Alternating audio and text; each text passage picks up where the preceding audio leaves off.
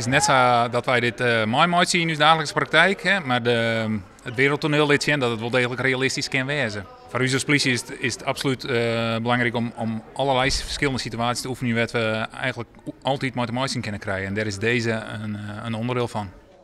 De figuranten binnen studenten integrale veiligers van Hegersqualle NHL Stenden.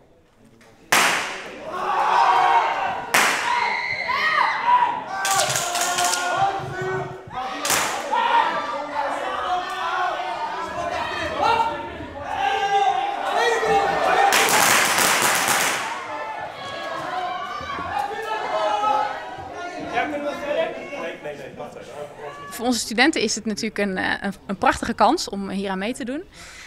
We proberen in de opleiding zoveel mogelijk praktijkelementen te verwerken. En ja, als zo'n kans zich dan voordoet, ja, dan doen wij natuurlijk niet liever dan ja zeggen.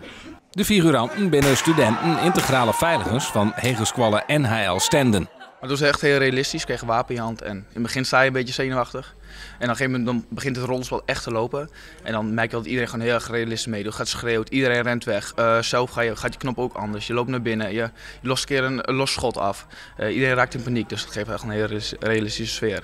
Het is wel op het moment dat echt het arrestatieteam binnenkomt en de politie zelf en de schoten worden gelost, dat je wel echt bij jezelf denkt van joh, dit komt wel echt heel dichtbij.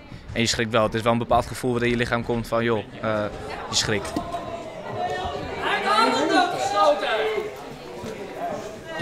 Hoe lang is erop?